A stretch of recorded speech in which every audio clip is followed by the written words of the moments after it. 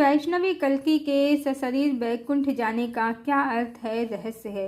Hello friends, हम सब ने बहुत सी ऐसी कहानियाँ भी सुन रखी हैं कि भगवान सशरीर वैकुंठ जाते हैं। यह श्री कृष्ण ने यशोदा माता और नंद बाबा को सशरीर गोलोक भेज दिया था और भी लोग सशरीर जा चुके हैं। और क्या इसी तरह श्री वैष्णवी कल्कि भी सशरीर वैकुंठ जाएंगे? क्या ऐसा ही उनका मिलन होगा? बहुत से लोग कहते हैं आत्मा हृदय में रहती है, आज्ञा चक्र में, भ्रकुट के मध्य में, मस्तिष्क में रहती है। आत्मा मस्तिष्क में रहती है, सहस्त्रार में रहती है। बहुत लोग कहते हैं पूरे शरीर में रहती है। श्री कल्कि वैष्णवी के बहाने आज ये भी जान लेते हैं कि आत्मा आखिर रहती कहाँ है। फिर ये भी जान लेंगे कि कल्कि वैष्णवी क्या सशरीर वैकुंठ जाने वाले हैं। ज्ञान भी प्राप्त होगा, नया कुछ इंटरेस्टिंग भी पता चलेगा। हो सकता है बहुत लोगों को पता हो सकता है बहुत लोगों को ना पता हो। सबसे पहले श्रीमद् भगवद गीता के इस श्लोक से समझते हैं। वांसांसि जीर्णानि यथा विहाय नवानि गृह्णाति नरोपराणि तथा शरीराणि विहाय जीर्णानि नयानि संयाति नवानि देहि। जैसे मनुष्य पुराने वस्त्रों को त्याग कर नए वस्त्र धारण करता है, वैसे ही आत्मा पुराने शरीरों को त्याग कर नए शरीरों को प्राप्त करती है। यही अर्थ सभी बताते हैं। पूरे श्लोक में कहीं भी पर आत्मा जैसा शब्द प्रयोग हुआ ही नहीं है। आत्मा जैसा शब्द प्रयोग हुआ ही नहीं है। आत्मा शरीर नहीं बदलती है। वो जो श्लोक में देही है, इस श्लोक में जो देही है, जो देह धारण कर रहा है, वो बार बार शरीर बदल रहा है, आत्मा नहीं। आत्मा क्या है? नैनम छिद्यन्ति शास्त्राणि नैनम दहति पावका न चैनम क्लेदयन्तापो न शोषयति मारुता। आत्मा को काटा छाटा गीला करना या सुखाना कुछ भी नहीं कर सकते। आत्मा अजर अमर अविनाशी है, अगम अगोचर है, अपरिवर्तनशील है। वो अगम अगोचर है, वो कभी आती जाती ही नहीं है, वो अपरिवर्तनशील है। जब आती जाती ही नहीं तो क्या शरीर बदले और शरीर में कहाँ बैठे जाकर। अब मांडूक्य उपनिषद से देखते हैं। अयम आत्मा ब्रह्म, आत्मा ही ब्रह्म है। यानी जो आत्मा है वो परमात्मा है। और ब्रह्म क्या है? प्रज्ञानम ब्रह्म, यानी चेतना ही ब्रह्म है। यानी ब्रह्म क्या है? चेतना है, एनर्जी है। आत्मा एनर्जी है। श्री कृष्ण कहते हैं अर्जुन से श्रीमद् भगवद गीता में, उपदिष्टा अनुमंता च भर्ता भोक्ता महेश्वरा परमात्मेति चाप्युक्तो देहे अस्मिन् पुरुषा परा। इस देह में स्थित यह आत्मा वास्तव में परमात्मा ही है। यह साक्षी होने से उपदिष्टा और यथार्थ सम्मति देने वाला होने से अनुमंता, सबका धारण पोषण करने वाला होने से भर्ता, जीव रूप से भोक्ता, यह आत्मा जीव रूप से भोक्ता, ब्रह्मा आदि का भी स्वामी होने से महेश्वर और शुद्ध सच्चिदानंद घन होने से परमात्मा, ऐसा कहा गया है। अब इस श्लोक के अनुसार आत्मा तो देह में है, पर यह भी सत्य है आत्मा कहीं आती नहीं है, कहीं जाती नहीं है, अगम अगोचर है। और यही परमात्मा भी है, जीव रूप से भी यही भोक्ता भी है। भर्ता भोक्ता महेश्वर अनुमंता परमात्मा, सब कुछ यही है। तो अब यह आत्मा कहाँ रहती है? अब ये सुना है आपने, राम अमरपुरी में रहते हैं। वो कौन सी जगह है? कौन सा लोक है जहाँ कोई आवे न जावे, जहाँ कोई न आवे न जावे, वहाँ कोई आता नहीं और कोई जाता भी नहीं। तो अमरपुरी वो लोक आत्मा ही है। न कहीं जाना है, न कहीं से आना है। चेतना ही आत्मा है, वही ब्रह्म है। उसका एक्नॉलेजमेंट ही स्वयं को जानना और पाना है, ब्रह्म को पाना है। उसका बोधित्व ही स्वयं को जानना और पाना है, ब्रह्म को पाना है। श्री कृष्ण अर्जुन से ये भी कहते हैं, गतिर्भर्ता प्रभु साक्षी निवास शरणम श्रुहिता प्रभवा प्रलया स्थानम निधानम बीजम अव्ययम। प्राप्त होने योग्य परम धाम, भरण पोषण करने वाला, सबका स्वामी, शुभ अशुभ का देखने वाला, सबका वास स्थान, शरण लेने योग्य, प्रत्युपकार न चाहकर हित करने वाला, सबकी उत्पत्ति प्रलय का हेतु, स्थिति का आधार निधान और अविनाशी कारण भी मैं ही हूँ। भगवान स्वयं को कह रहे हैं। पहले तो पहले तो उन्होंने बता दिया आत्मा ही परमात्मा है, फिर परमात्मा ही कह रहे हैं अर्जुन से कि वो स्वयं परम धाम है, सबका वास स्थान है, यानी सब उनमें ही स्थित है। और भगवान ने श्रीमद् भगवद गीता में ये भी कहा है, अध्याय 7 श्लोक संख्या 7, हे धनंजय, मुझसे भिन्न दूसरा कोई परम कारण नहीं है। इस संपूर्ण जगत सूत्र में सूत्र की मणियों के सदृश मुझ में गुथा हुआ है। बहुत से लोग समझते हैं कि आत्मा हवा है, गैस है, कहीं से आती है, कहीं चली जाती है, पर यह आत्मा कोई हवा, कोई गैस नहीं है कि कहीं से प्रवेश कर जाती है और कहीं से निकल जाती है। ये स्थिर है, ये स्थिर है, सब इसमें ही स्थित हैं। इसीलिए गायत्री स्तवन में कहा गया है, यन मंडलम सर्वगतस्य विष्णु आत्मा परम धाम विशुद्ध तत्वम। भगवान विशुद्ध तत्व हैं, परम धाम है, वो ही आत्मा है, वो ही परम धाम है, सब उनमें ही स्थित हैं, यानी हम सभी परमात्मा में ही स्थित हैं। सब लोग कल्कि में ही स्थित हैं, तो कल्कि कहाँ है? अब आप इसको ऐसे समझिए, जब आप स्वप्न देखते हैं तो क्या आप स्वप्न में साथ शरीर हैं? नहीं, वहाँ चेतना है आपकी। मान लीजिए आप स्वप्न देख रहे हैं, आप अपने किसी मित्र के साथ अपनी फोटो खिंचा रहे हैं, स्वप्न है, स्वप्न है। स्वप्न में एक फोटोग्राफर है, आपका मित्र है, एक आप हैं, सुंदर जगह है, कैमरा है, सब है, पर क्या वास्तव में कुछ भी है? नहीं है। पर है ही नहीं तो दिखा कैसे, अनुभव कैसे हुआ?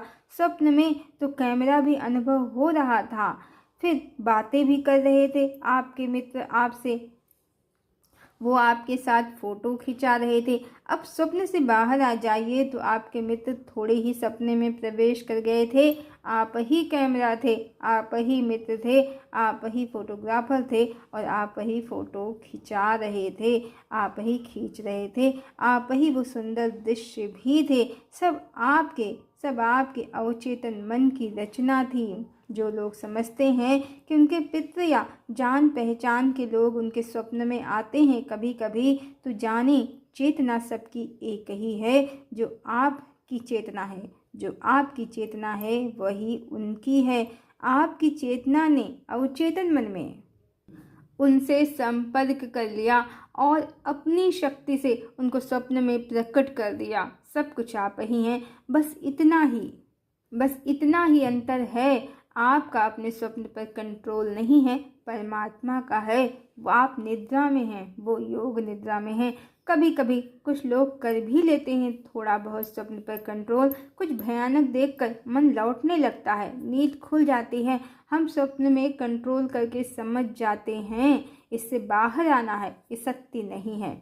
ऐसा ही भगवान का संसार है, सब उनका स्वप्न है, नाना प्रकार के स्वप्न, नाना प्रकार की सृष्टियाँ, सब उनका विलास है।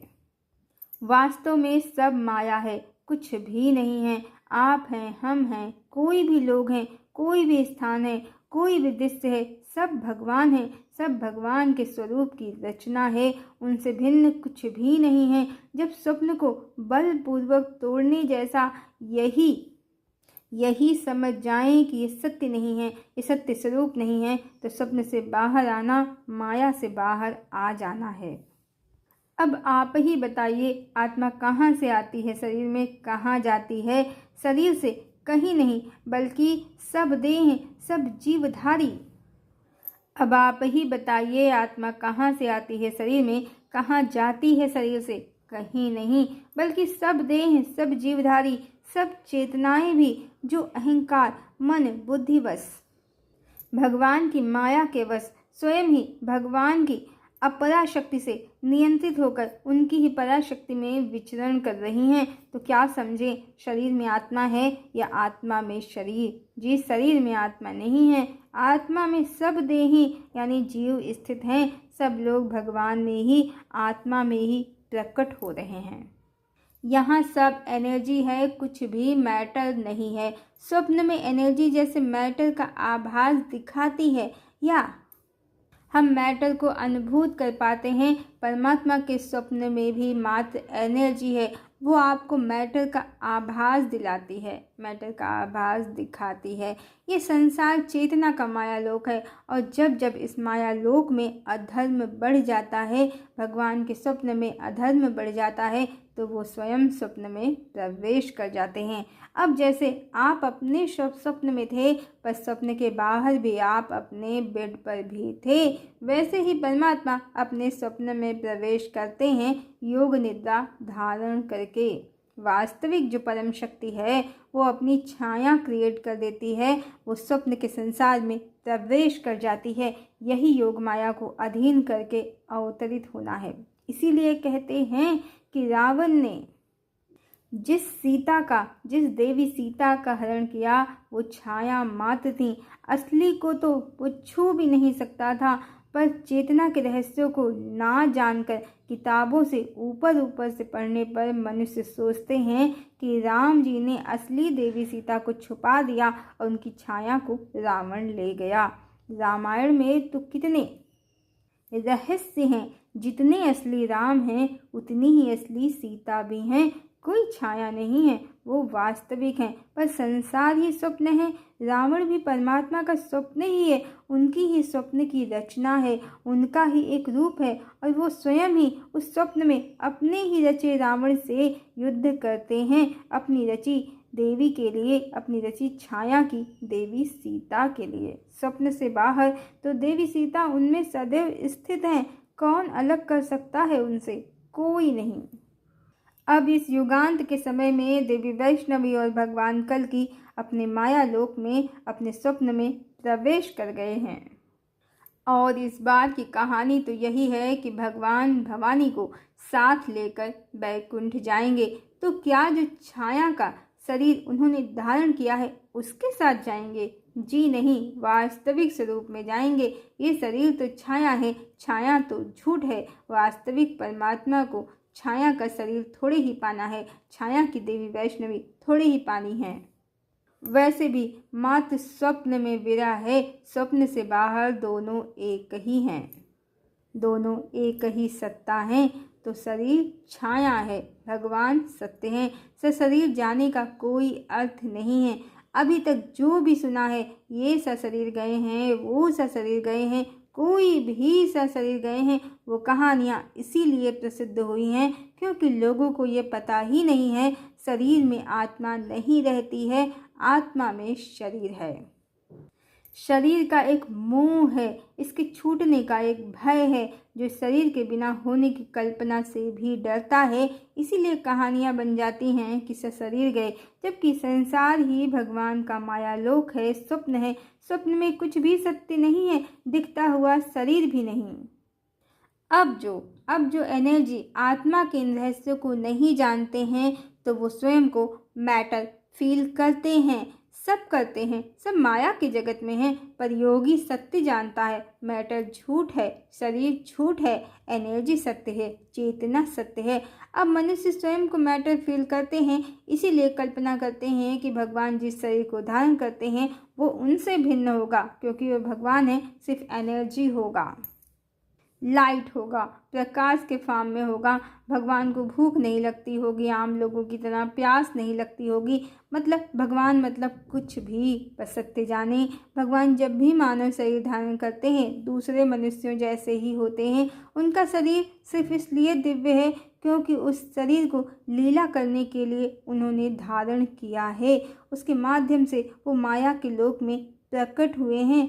बाकी अब बहुत से लोग भगवान बुद्ध को भगवान विष्णु का अवतार नहीं मानते हैं, क्योंकि कलिकाल में मति भ्रम होने के कारण, जातिगत विरोधों के कारण, विरोधाभास के कारण भगवान को उनका ही अवतार नहीं माना जा रहा है, पर वो विष्णु ही हैं। उनके और देवी यशोधरा के कितने ही रहस्य हमने अपने चैनल पर वीडियोस में प्रकट किए हैं। वीडियोस चैनल पर अवेलेबल हैं, आप देख सकते हैं। और नारायण कवच में भी भगवान बुद्ध को भगवान विष्णु का अवतार माना गया है, पाखंड को नष्ट करने वाला, उसका नाश करने वाला माना गया है। फिलहाल कलिकाल अज्ञानता का युग है, लोगों के पास तर्क ज़्यादा है, चेतना की शक्ति बहुत कम है। पर बुद्ध तो भौतिक शरीर में ही थे। किसी एनर्जी के फॉर्म में नहीं, लोग उन्हें छू सकते थे, देख सकते थे, महसूस कर सकते थे, बात कर सकते थे। और फिर उनकी संतान भी है राहुल, एक बच्चा जिसका भौतिक शरीर है, तो अवश्य ही उसका पिता, उसकी माता भी शरीरधारी ही होंगे। और बुद्ध ने कहा भी है कि आज से 2500 वर्ष बाद मैं फिर आऊँगा और सारी दुनिया को मैत्रेय बनकर एक सूत्र में पिरोऊंगा। तो भगवान कोई शरीर के आधार पर मनुष्यों से भिन्न नहीं होते हैं, मात्र चेतना उनकी जीवात्माओं से अलग है, भिन्न है, माया से परे है, दिव्य है, इसीलिए वो परमात्मा है। राम के शरीर पर ही तो सुपर्णखा मोहित हो गई थी। भौतिक आँखों से तो भौतिक ही दिखता है, आत्मा की आँखों से परमात्मा दिखते हैं।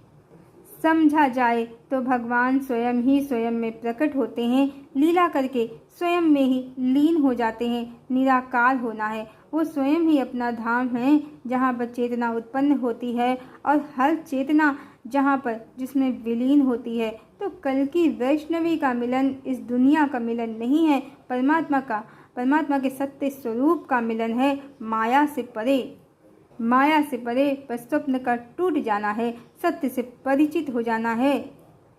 यही यहाँ पर आई हुई हर चेतना को करना है, स्वप्न को तोड़ देना है, सत्य को पा लेना है, अपना सत्य स्वरूप जान लेना है। तत्त्वमसि, तुम वही हो, कोई और नहीं। हरि ओम।